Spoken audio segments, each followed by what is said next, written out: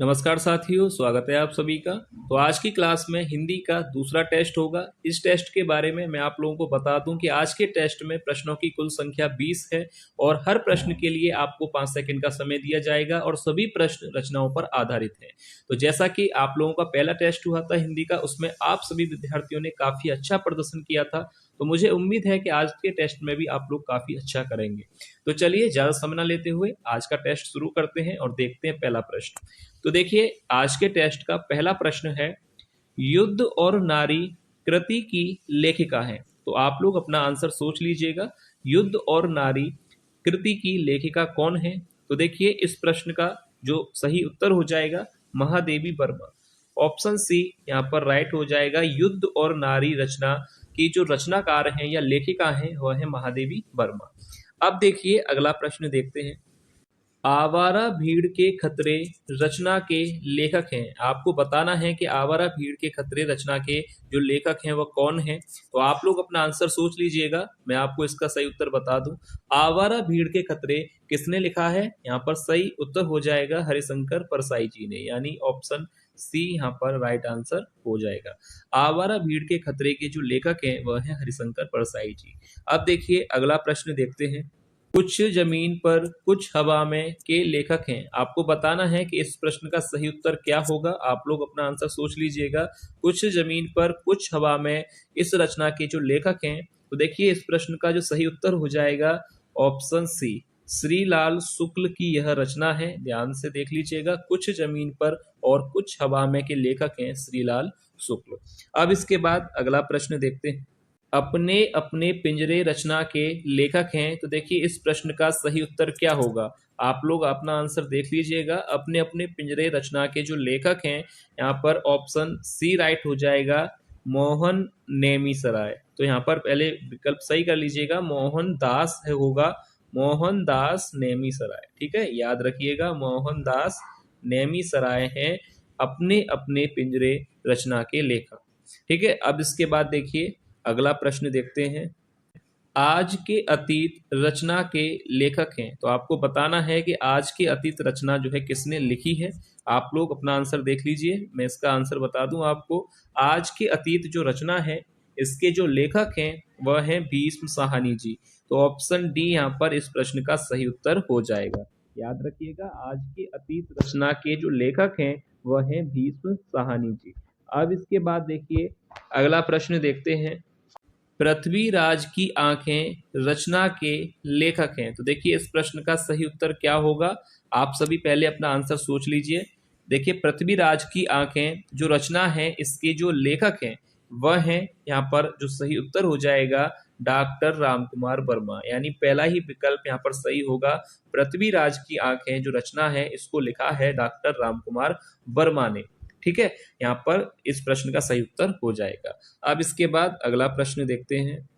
ढलती रात रचना के रचनाकार हैं। तो देखिए इस प्रश्न का सही उत्तर क्या होगा। ढलती रात रचना को लिखा है, तो यहाँ पर इस प्रश्न का जो सही उत्तर हो जाएगा ऑप्शन बी, विष्णु प्रभाकर की यह रचना है ढलती रात। ठीक है, याद रखिएगा, ढलती रात रचना को किसने लिखा है? विष्णु प्रभाकर जी ने। अब इसके बाद अगला प्रश्न देखते हैं। तट के बंधन कृति के लेखक हैं। तो आपको बताना है कि इस रचना को किस लेखक ने लिखा है। तट के बंधन, तो देखिए जैनेन्द्र हैं, हरिशंकर परसाई हैं, विष्णु प्रभाकर हैं या भीष्म साहनी हैं।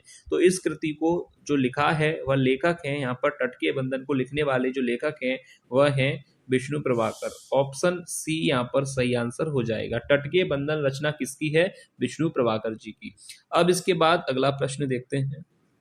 माटी कहे कुम्हार से कृति के लेखक हैं। तो आपको बताना है कि माटी कहे कुम्हार से रचना को किसने लिखा है। तो आप लोग अपना आंसर सोच लीजिएगा, मैं आपको इसका आंसर बता दूं। माटी कहे कुम्हार से कृति को लिखा है, इसके जो लेखक हैं वह है हरिशंकर परसाई जी।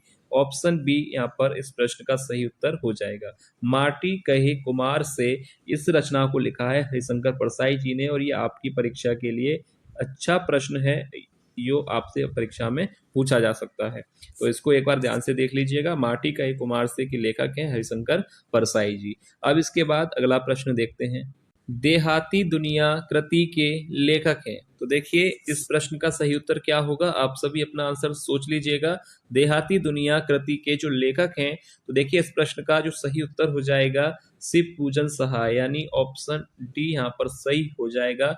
देहाती दुनिया जो रचना है इसके लेखक हैं शिव पूजन सहाय। अब इसके बाद देखिए अगला प्रश्न देखते हैं। अयोध्या का उद्धार कृति के लेखक हैं। तो देखिए इस प्रश्न का सही उत्तर क्या होगा, पहले आप लोग अपना आंसर सोच लीजिएगा।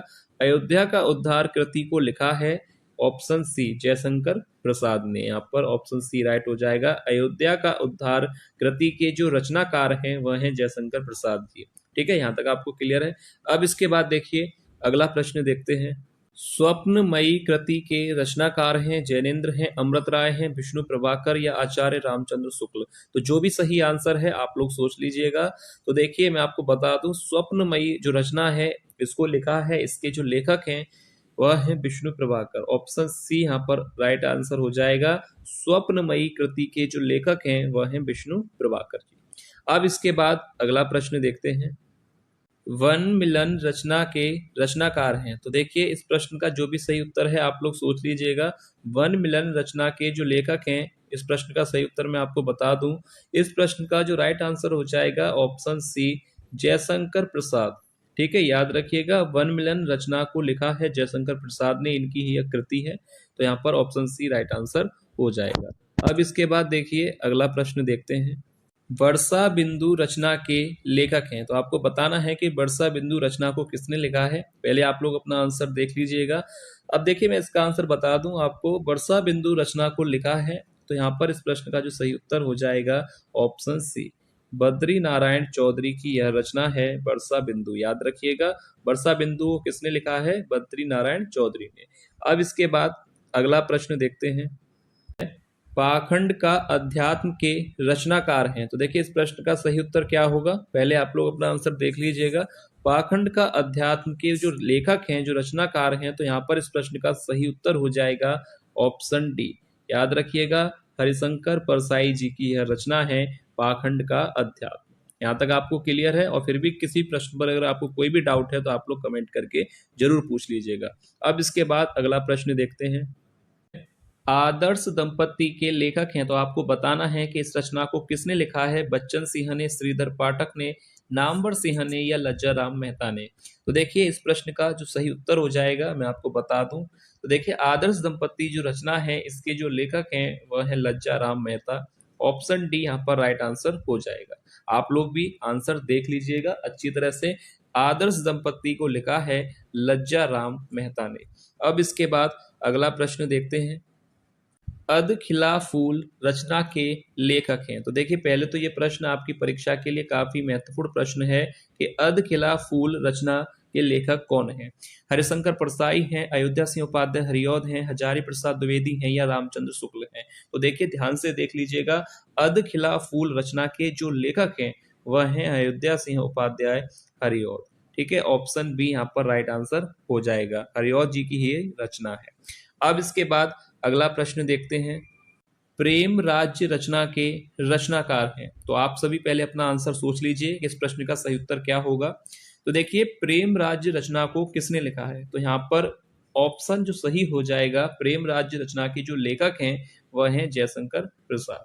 ऑप्शन सी यहाँ पर इस प्रश्न का सही उत्तर हो जाएगा। याद रखिएगा प्रेम राज्य को किसने लिखा है, जयशंकर प्रसाद जी ने। अब इसके बाद अगला प्रश्न देखते हैं। अपना अपना भाग्य रचना के लेखक हैं। तो देखिए अपना अपना भाग्य रचना के लेखक कौन है, विष्णु प्रभाकर की रचना है या भीष्म साहनी, जैनेन्द्र की रचना है या हरिशंकर परसाई। तो देखिए इस प्रश्न का जो सही उत्तर हो जाएगा ऑप्शन सी जैनेन्द्र की यह रचना है। अपना अपना भाग्य के जो लेखक हैं वह हैं जैनेन्द्र कुमार। अब इसके बाद देखिए अगला प्रश्न देखते हैं। कालिदास की निरंकुशता के लेखक हैं। तो देखिए ये भी प्रश्न आपकी परीक्षा के लिए काफी महत्वपूर्ण प्रश्न है कि कालिदास की निरंकुशता के लेखक कौन है। तो देखिए मैथिली शरण गुप्त हैं, भारतेंदु हरिश्चंद्र हैं या महावीर प्रसाद हैं या हजारी प्रसाद द्विवेदी हैं। तो कालिदास की निरंकुशता को लिखा है महावीर प्रसाद द्विवेदी जी ने, यानी ऑप्शन सी इस प्रश्न का सही उत्तर हो जाएगा। ठीक है, याद रखिएगा कालिदास की निरंकुशता के लेखक कौन है, महावीर प्रसाद द्विवेदी जी। ठीक है, तो ये था आज की क्लास का अंतिम प्रश्न, यानी आज के टेस्ट का अंतिम प्रश्न है। तो आप लोग जरूर बताइएगा कि कितने प्रश्न आज के टेस्ट में आप लोगों के सही गए हैं। ठीक है, तो चलिए मिलते हैं नेक्स्ट क्लास में ऐसे ही और महत्वपूर्ण प्रश्नों के साथ। तब तक के लिए धन्यवाद।